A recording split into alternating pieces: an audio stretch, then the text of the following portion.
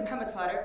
I graduated 4 years ago from the hardest university in the world with the hardest major on the planet.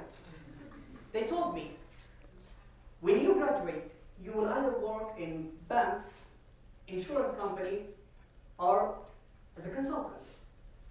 Well, I found myself in an oil company, working under an HR department. So, since then, I have been receiving this question over and over. What is the role of actuaries in Saudi Aramco? If you visit the website of the Society of Actuaries, you will find that there are 6 tracks you can choose between after the associateship level. One of them is the retirement benefits.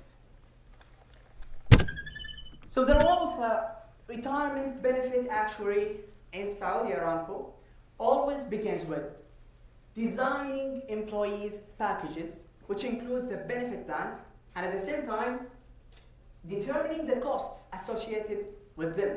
So we design these plans that set the money that we will pay to these employees who, let's say, how old are you? 20. Great. It's nice for the calculation. So 20 years old, if you join Aramco today, then we have to plan for your retirement, which could be at age 60. Then we have to set an amount of money to pay you at age 60, 40 years from now. And then we have to set an amount of money to pay you a monthly salary from age 60 until death, or as long as you survive, okay? So this could be like at age 80, 100, nobody knows. So all of this, we don't do it only for you, we do it for another 70,000 employees. And here is where the role of actuaries come in retirement benefits. But how do we do this? It's not easy. So we always like to begin with assumptions. So setting actuarial assumptions is a primary role in retirement benefits. So these assumptions could be like, what is the probability of death in each age? What's the probability of disability? The probability of withdrawal from the company so you don't get any retirement benefits. So, you know, if you studied, we use mortality tables to determine these. We use the data, the historical data that we have about our employees to see the attrition every year, how many people live in every age. So these all determine the cost that we need to set aside for every employee for when they retire, for the retirement pension plans that we provide to them. Now, once we set these assumptions, then, as you know, always when you set assumption, there's uncertainty. These are just assumptions, they are not facts. So, with uncertainty, it always comes risk that we need to understand and manage. These risks could be like the longevity risk. What if our employees live up to 100 years? So from retirement, age 60 to 100, these are 40 years of salaries. Are we prepared for this? And this is, I believe, a trend now in retirement benefits that the SOA and retirement benefit SMEs are talking about, because the health, if Ashwab, maybe they are looking at this, the health, the mortality tables are changing, the health is being better. People are expected, I mean us, expected to live beyond the age of 100. So, are we prepared to this? Yeah, it is true. Don't worry, you still have time. So these are the longevity risks. Also the investment risk. What if the amount of money we put with the expected investment yields are not enough? Will we be able to keep our promises to these employees? These are risks that need to be understood, and solutions, innovative solutions, need to be thought for and designed to be able to pay employees in the long term. So, after we determine the expected present value for every employee, for every benefit plan, the expected present value, or what we call it in our books, actuarial present value. So it's the present value of all the future payments that we will pay to the employees after putting the decrements or the probability that this will happen.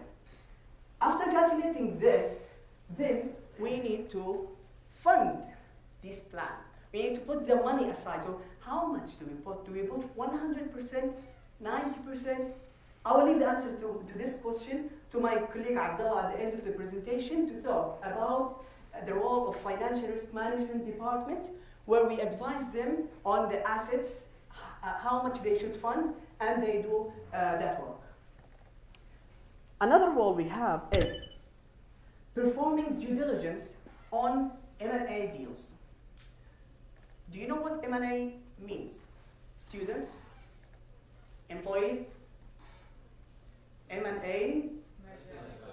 Yes. Mergers and acquisitions. As you know, Aramco likes to acquire companies. So when we acquire a company, we always do the due diligence, which is an investigation to know all of the previous steps about their pension plans. When we acquire a company, then we will acquire their liabilities. We will be the one paying their employees when they retire. So we need to understand the design and the assumptions and the management of the risks that they have. So this is also another role that we do in Saudi Aramco. And I will have an example at the end of the presentation about M&As. Last but not least, actuaries in Saudi Aramco work as an advisor to senior management to ensure that they understand the risks inherent with the plans, the possible ways of managing these risks, the impacts of changes in country-specific regulations. As we said with Fahad, there are a lot of changes that we are facing now. So when they do some change, like for the taxes, the IAS 19 regulations, then we need to be the ones who explain to management what are these changes and how can we work around them or perform them. Also, we always have to keep an eye on the general trends in international benefits, because it's always important to benchmark with the peer groups in the same industry. So actually, this last point is the most important for actuaries in Saudi Aramco. Many people would ask, a company that has 70,000 employees, why do they have only 2 fellow actuaries? And a team, like the actuarial candidates, are only 3. Well, we don't do most of the numbers and the calculations that I talked about in the beginning. We do this once. So we set the plan. We then send the data to consultants who have teams of actuaries who do this calculation, the operations for us. And we are the point between management and the actuaries. So it's like we connect them, because actuaries speak a language and management speak another language. So we are this point that connects them. Let's have now an example. We talked a lot about words. Now it's time to see numbers. So this is a screenshot from our financial statement. So it's confidential. Don't take a screenshot. Until now, we have an IPO, so it's now published, and you can find it in Google. So to understand these numbers, let's put it on a graph.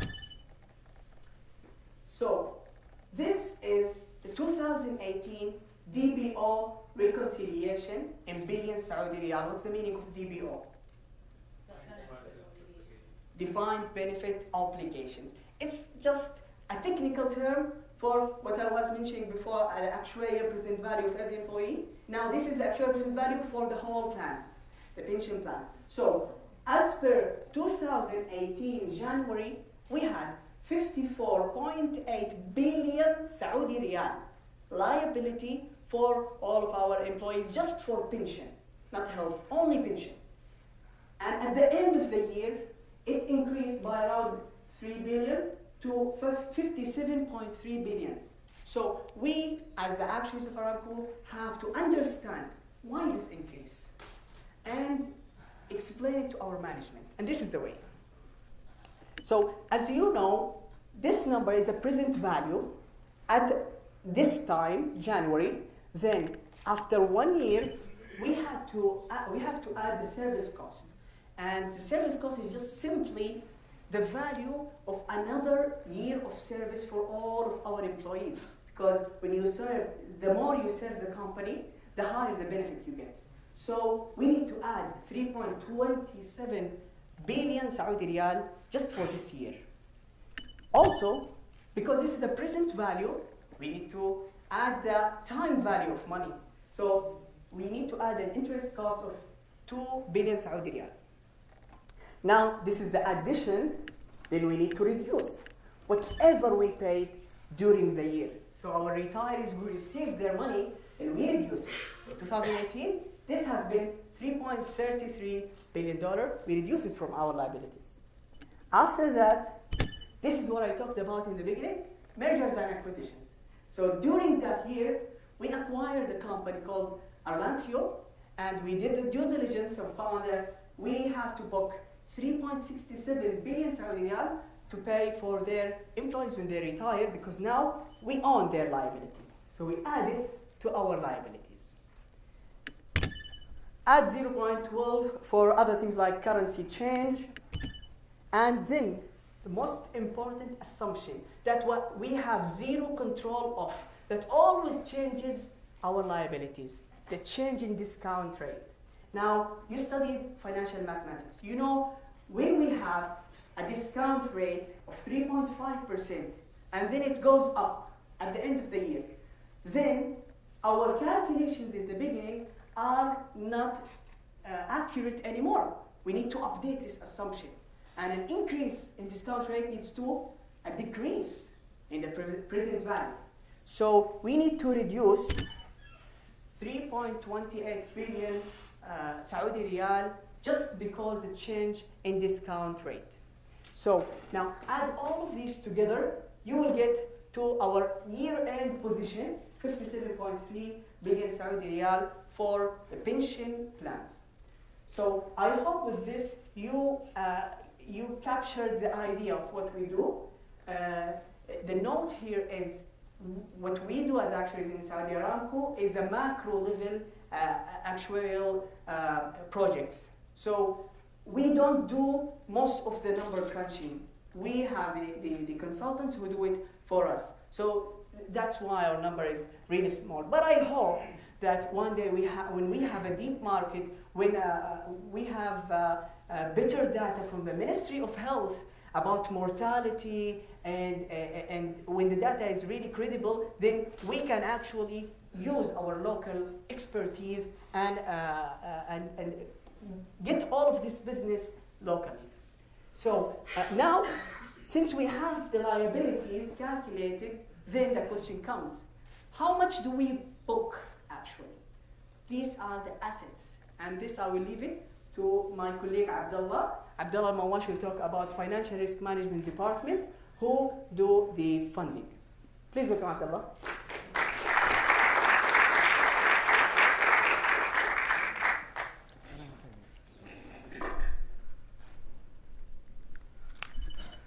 Assalamu alaikum wa jazakumullah khair jami'an. First of all, I would like to take this opportunity to thank Mr.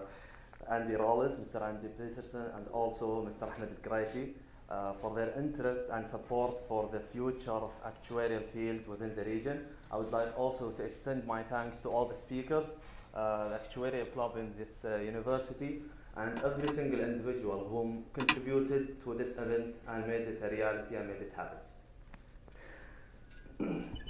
So this is Abdullah Mawash again, and I'm working with Aramco since end of 2016, graduated from this university with a degree of Actuarial Science and Financial Mathematics in May 2016. I joined for a short period Huba Arabia, worked there as a pricing manager, and then moved to Aramco. So here is another place that we believe the unique set of skills that actuarial candidates and actuaries can be utilized and can be of a great added value as well, which is totally different area within finance, treasury in specific, and financial risk management department. So due to the time limitations, I'll try to directly hit the generally the roles and responsibilities that an employee within that department would be responsible of, and maybe later on can dive deep into each one. I mainly classified those roles into two parts. Parts related to funding, and the other part is related to investment. So the first part is an employee would be responsible of either establish, review, or monitor the plan sponsor's funding policy. Funding policy is basically, in general, in simple terms, is list of instructions of how the plan sponsor, or in other words, the company itself, would deal with those liabilities. How much money would we put aside, and what about the yearly contributions? What levels of funding that we consider healthy, and what other levels that we consider not? And this is something I believe, in fact, I experienced firsthand, where I championed a project to establish a funding policy for some benefit plans that Mohammed talked about. Believe me, all of us actuarial candidates, we have great value to add in the market, whether in banking, insurance, or in other places where we can utilize our background. Maintain the funding status and analyze the positive or negative impact. Yes, on the liability side, they make sure that they explain those changes to management, and we also do our job to understand those changes, to what factors those changes happen. Was it something that we expected? Was it something that we did not and we should have taken into consideration? Also recommend the yearly contributions to the plan assets. And you may question, how do we recommend yearly contributions as we already have a funding policy? Yes, the funding policy is there, but it is not a holy book. It was built on specific assumptions at that time. Each case by case, we may have different and other external factors that may affect our final decision into how much we should, in fact, contribute at the end of the year. Also revise the funding measures and assumptions. So we built our funding policy based again on certain assumptions and certain funding measures, and we can also elaborate on those different funding measures. But generally, each company has its own specifications, so we make sure that those are still valid and ensure legal alignment. Funding here within the kingdom, we don't have certain regulations for most of the developed markets. They do. I know it is a very similar concept to the reserving in the banking and insurance industry. However, when it comes to plans, we don't have regulations yet that would regulate the whole funding exercise. However, Aramco, even before the IPO, made sure that we are up to date and we are as close as possible to the best market practice. The second part is investment, and again, an employee would be expected to conduct asset liability management studies. This is in general giving a guideline to the investor on how to actually invest those assets. So a company might consider an approach or a strategy of risk taking. Another would be more conservative. It depends on the financial condition of the company and other factors taken into consideration as well. And also review investment proposals from the asset manager. So as you know, investment is not the core business of Aramco, so they basically outsource the investment of that asset to an external asset manager. But the final call is to Aramco to review those proposals and make sure that they are in line with their strategy. And last but not least, this is just a general statement that if I'm being asked over a cup of coffee, what would an actuarial candidate do within the financial risk management department, I would say that basically they would be responsible to manage risk associated with matching both the defined benefit obligations and the asset put aside for it, and also to ensure that funding and investment principles are aligned with the plan sponsors' strategic targets and objectives. And at the end, I want to just reinstate what Mohammed said. I believe obligated, and to be able to frankly say and also make sure that you distinguish between the role in working in a pure actuarial services firm and working with firms that need those services to be done or calculated to them. Aramco would be an example of the other case. I don't believe we have any single company within the kingdom yet. For the first case, we don't have pure actuarial. We do have companies that provide those services, consulting big, big consulting companies, but the actual team working is not here within the kingdom. This is all from my part. Thank you all for listening, and we'll be glad, both of me and Mohammed, to answer your questions if you have any.